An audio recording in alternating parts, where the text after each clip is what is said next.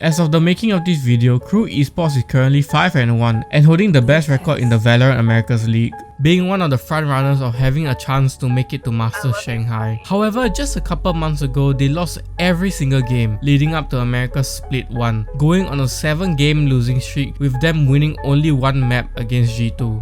Now, how does a team like Crew manage to keep doing this, as this is not the first time this has happened before? Well, let's just say it's a mix of bad luck and a lot of off-season preparation.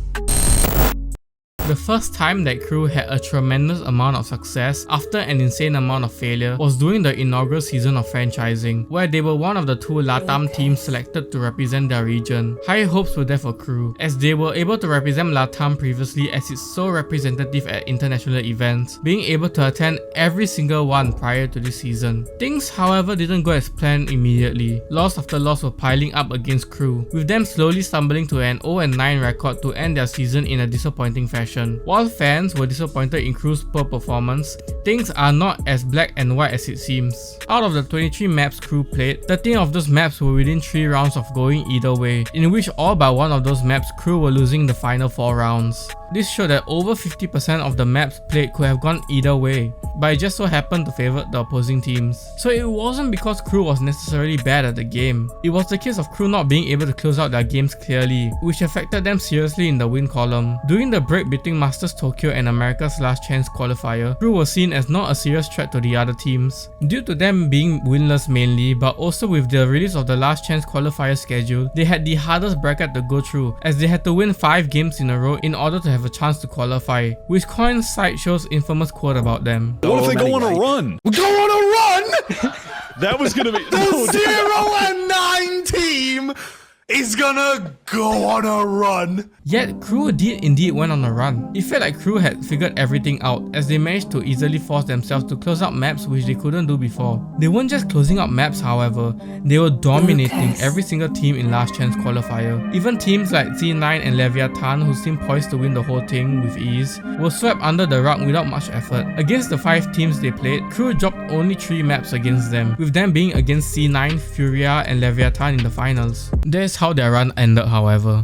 The final player standing in their way has been spotted. Rhyme will be the one to take it this time as we go 14-12, 2-0. Giants going for revenge. Whilst they ended their run in a disappointing fashion, people had high hopes for Crew during the off-season, yet that was further from the case. They lost every single off-season tournament they participated in, which highly concerned fans because the matches didn't even look somewhat competitive, with none of them getting double digits in their matches. With their off-season looking horrendous, Crew righteously made some changes. While their roster changes might not look as dominant towards the regular eye, it was secretly assembling LATAM's best players. As they kept Melser, Kesnet and Klaus from the previous season, they grabbed one of LATAM's best Sentinel players in Shy, while converting MIBR's duelist player Hit into an initiator. Not only that, their head coach Atom was one of the best coaches in the LATAM scene, and you can see it if you saw their behind the scenes vlogs. He was the one helping the team be in the right mental state before going into games, and was the one rationalizing his teams whenever they get disheveled mid-match. Now with the full team assembled, people still doubted the team in general, due to their quick exit in the kickoff tournament. I mean, Crew got to be somewhere towards the bottom as well, and the rest are middle of the pack, right? Yeah. Isn't that roughly how it is? Yep. Yeah. Another team that I think is just a little lost right now too.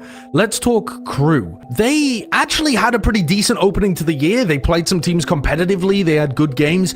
Guess what? They did the same Crew thing again, where they just play close losses against a bunch of other teams. They've added Heat to the roster with MTA out for an injury.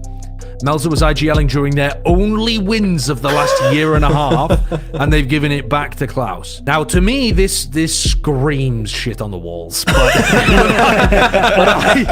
But remember what happened during LCQ? You can never count this team out. After a bit of a shaky start against Furia, where it went to all 3 maps, Crew proceeded to dog every single competition without any issue, beating MIBR, Evil Geniuses, and even the second place America's representative at Masters Madrid, Loud, in a dominating fashion. But if Crew does indeed fail to make it to Shanghai, wouldn't it prove that they are one of the streakiest teams in VALORANT right now? And not only that, their downfall could have just started with this loss to Leviathan, and they aren't even aware of it. But who knows? That's just the narrative.